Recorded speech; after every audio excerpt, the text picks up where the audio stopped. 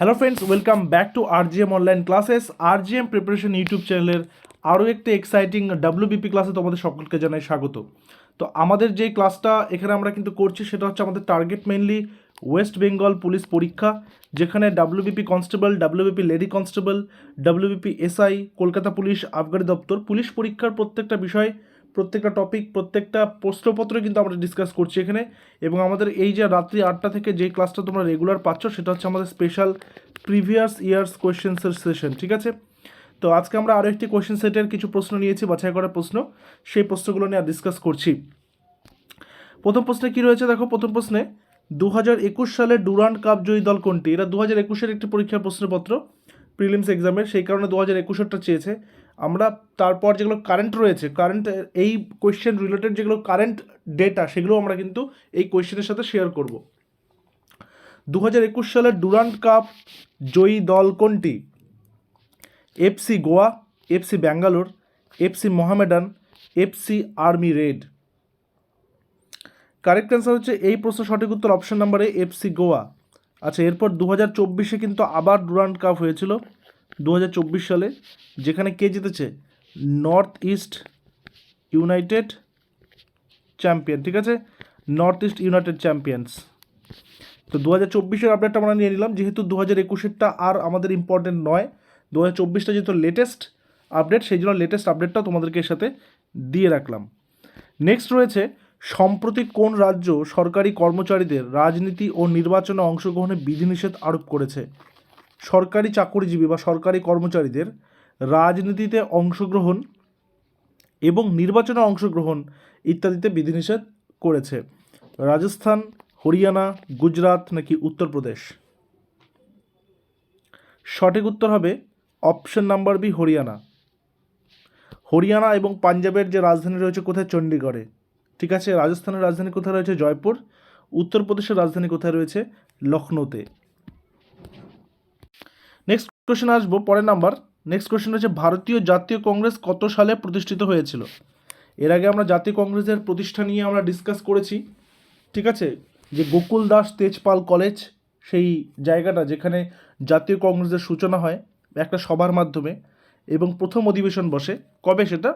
সময়কালটা 1885, যেখানে ডাব্লিউ.সি. ব্যানার্জি ছিলেন কি প্রথম সেখানকার সভাপতি, এবং অ্যালান অক্টাভিয়ান হিউম সেইখানেও কিন্তু উপস্থিত ছিলেন, এবং তার সুপারভিশনে কিন্তু এটা প্রথম তৈরি হয়।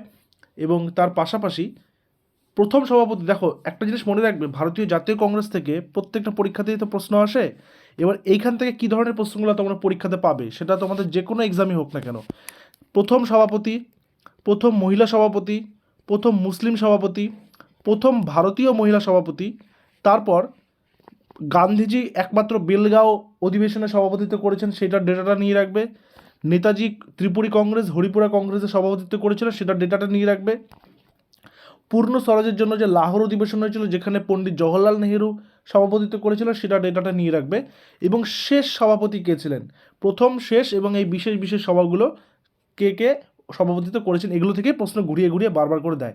কারণ আমরা যখন পিওয়াইকিউ সেটগুলো তৈরি করেছি তখন কিন্তু এই কোয়েশ্চেনগুলো বারবার দেখেছি। তোমাদেরকে জানিয়ে রাখি, আমাদের কিন্তু 2012 থেকে শুরু করে ডাব্লিউবিপির প্রত্যেকটা পরীক্ষার প্রশ্ন উত্তরের সেট আমরা একটা পিডিএফের মাধ্যমে রেডি করে নিয়েছি।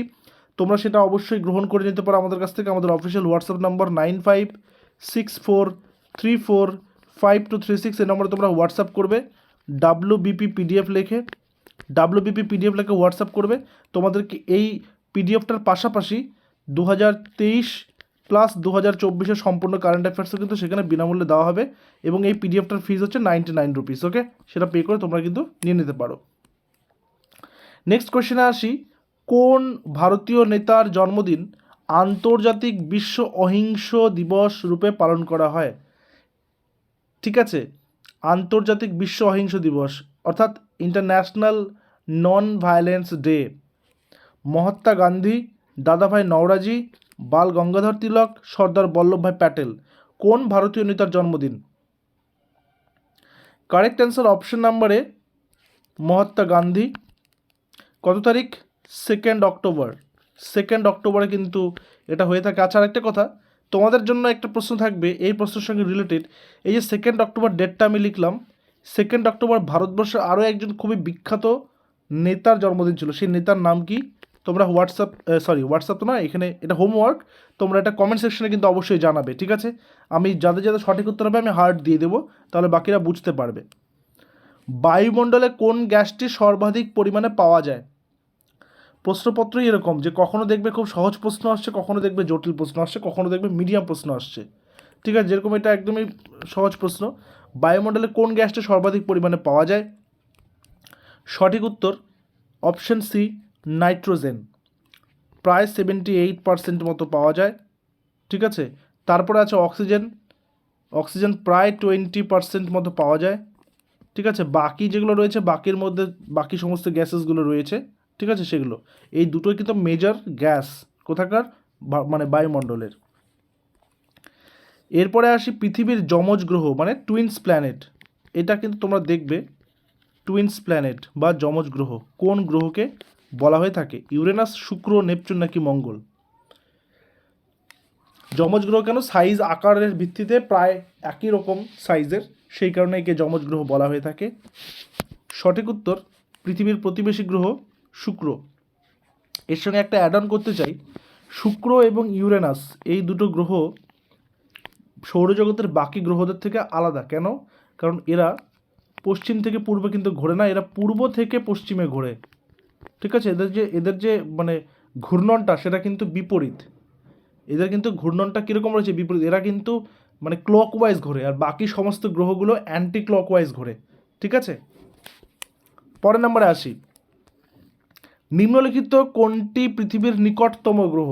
পৃথিবীর নিকটতম গ্রহ বুধ, শুক্র, পৃথিবী, মঙ্গল, বৃহস্পতি। এই যে বুধ, শুক্র, পৃথিবী, মঙ্গল, তার মানে প্রথমে আসলো কে?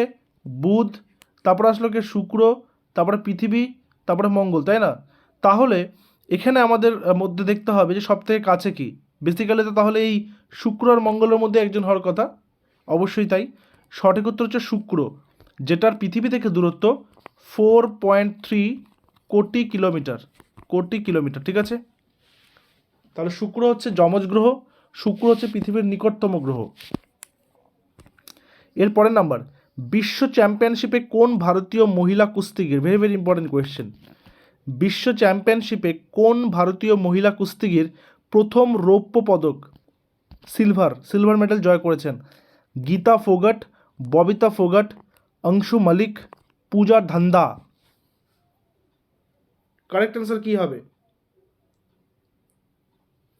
কারেক্ট অ্যান্সার হবে অপশন নাম্বার সি, অংশু মালিক। তিনি হরিয়ানার বাসিন্দা, হরিয়ানার একজন রেসলার, হরিয়ানার একজন কুস্তিগির, যিনি 57 কেজি ক্যাটাগরি, 57 কেজি ক্যাটাগরিতে তিনি জিতেছেন 2021-এ।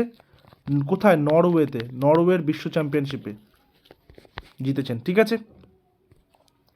এরপর সালোক সংশ্লেষ প্রক্রিয়ায় উদ্ভিদ আলোক শক্তিকে কোন শক্তিতে রূপান্তরিত করে? সূর্যালোকের উপস্থিতিতে, মানে পৃথিবী উপস্থিত যে সমস্ত সবুজ উদ্ভিদ রয়েছে, যেখানে ফটোসিনথেসিসের মাধ্যমে শর্করা তৈরি করে C6H12O6, তাই না? এই যে শর্করা তৈরি করছে তারা, এই যে তারা যে কার্বোহাইড্রেটটা তৈরি করছে, এটাকে কি বলে, বা এটা কোন পদ্ধতিতে তৈরি করে তারা, বা আলোক শক্তিকে তারা কি শক্তিতে পরিণত করে? গতিশক্তি, রাসায়নিক শক্তি, শব্দ শক্তি নাকি তাপীয় শক্তি? কারেক্ট অ্যান্সার হবে অপশন নাম্বার বি, রাসায়নিক শক্তিতে। অপশন নাম্বার বি, রাসায়নিক শক্তি, ঠিক আছে? নেক্সট নাম্বার যেটা রয়েছে সেটা হচ্ছে র্যাডক্লিফ লাইন। এখান থেকে একটা প্রশ্ন আসে, এই যে মনে করো ভারত মায়ানমারের সীমান্তকে কী নামে পরিচিত? ভারত পাকিস্তান, ভারত আফগানিস্তান, ভারত চীন, এগুলো কী নামে পরিচিত? তো র্যাডক্লিফ লাইন নিম্নলিখিত কোন দুটি দেশের সীমানাকে ইন্ডিকেট করে? ভারত মিয়ানমার, ভারত পাকিস্তান, ভারত আফগানিস্তান নাকি ভারত চীন?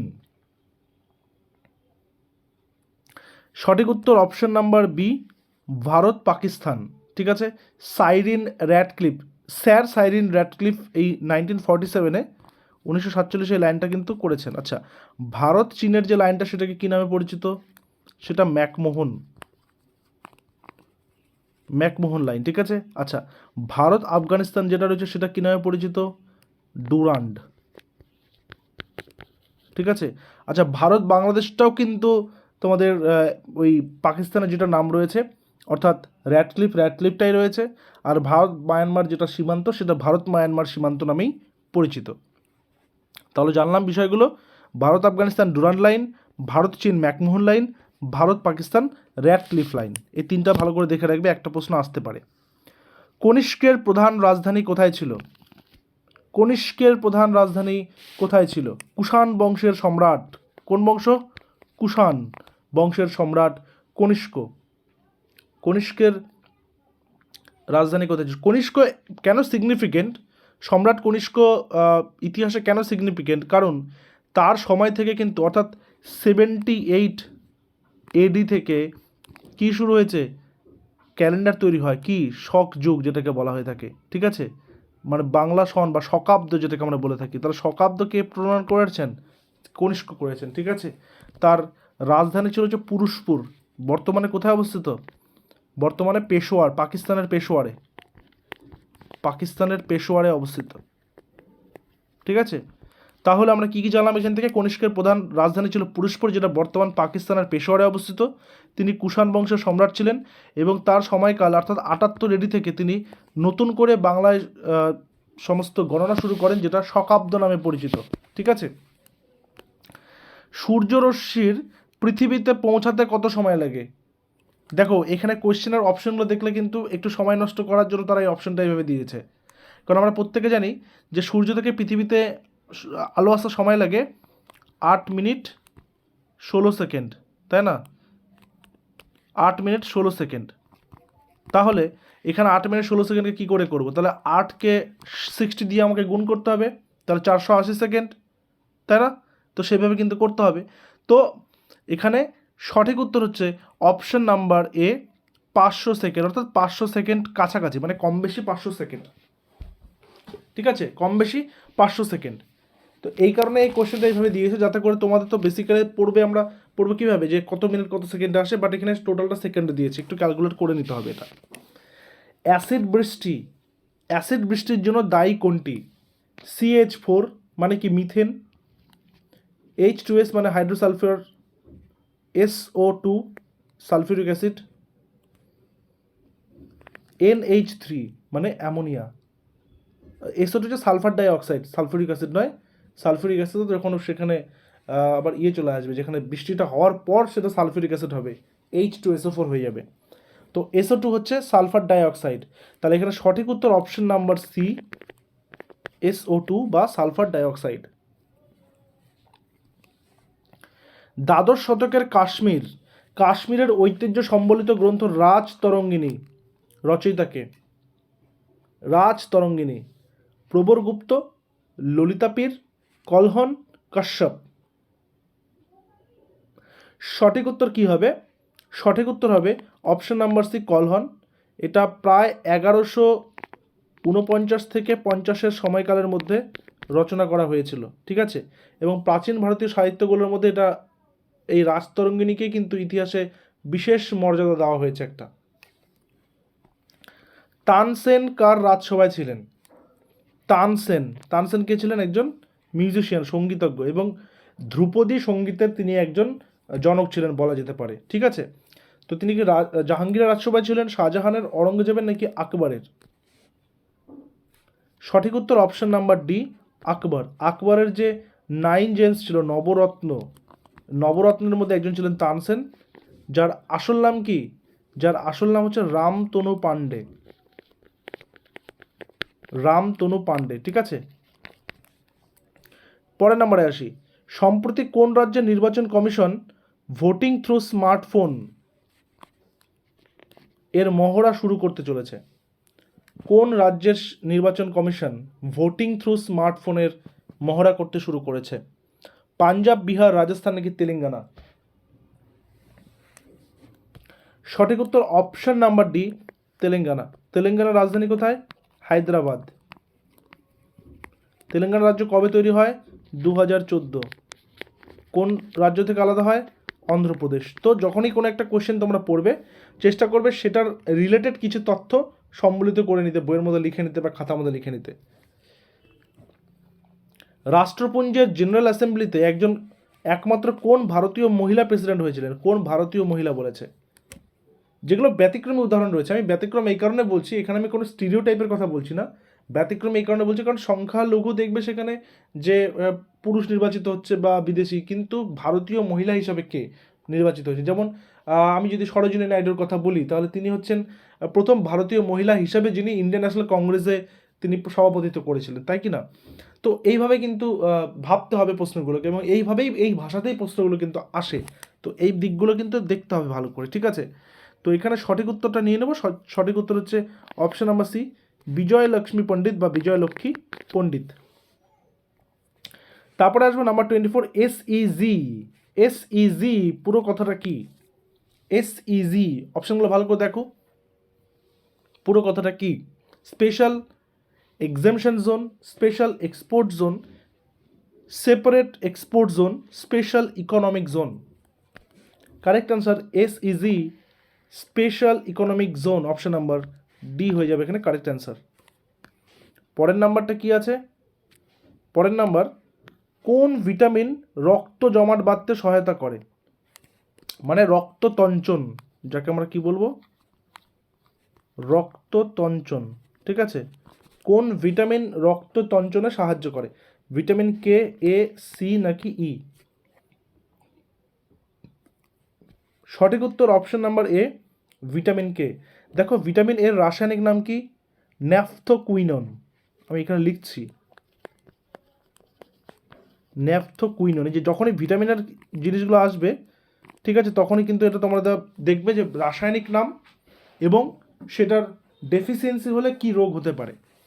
আচ্ছা, ভিটামিন এর রাসায়নিক নাম কি? রেটিনল।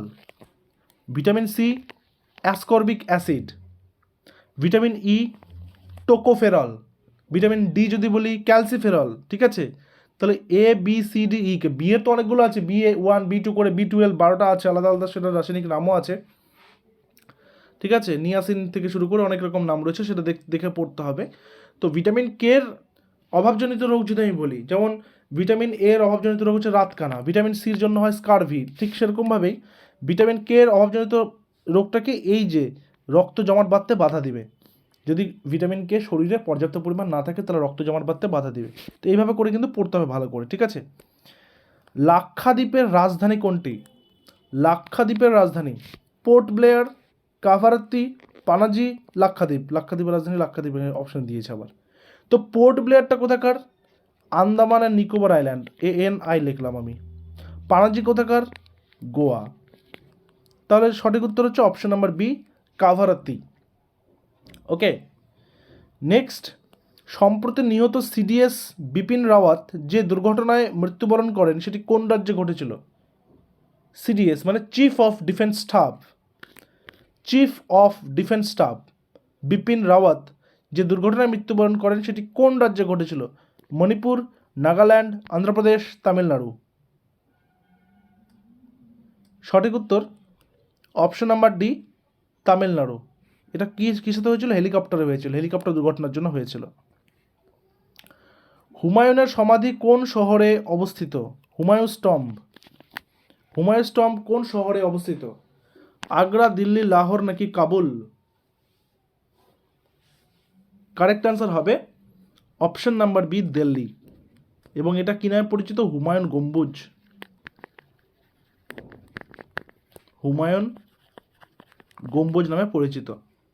নেক্সট, এবং তোমাদের জন্য একটা হোম টাস্ক, এর আগে একটা হোম টাস্ক দিলাম যে 2 অক্টোবর গান্ধীজি বাদে আর কোন ভারতীয় নেতার, মানে প্রাক্তন নেতা, স্বর্গীয় নেতার জন্মদিন পালন করা হয় সেটা। আর এটা হচ্ছে তোমাদের হোম টাস্ক থাকবে নাম্বার 32, মিলখা সিং, যাকে পাকিস্তান কী নাম দিয়েছিল? পাকিস্তানের জেনারেল আইয়ুব খান ফ্লাইং শিখ, তাই না? ফ্লাইং শিখ নাম দিয়েছিল। এই ফ্লাইং শিখ মিলখা সিং কোন খেলার সঙ্গে যুক্ত ছিলেন? ফুটবল, বক্সিং, হকি নাকি অ্যাথলিটস? তো চলতে থাকবে আমাদের এই ক্লাস রেগুলার রাত্রে 8টা থেকে। দেখা হচ্ছে পরবর্তী ক্লাসে। Till then stay connected with RGM preparation YouTube channel. Thank you very much.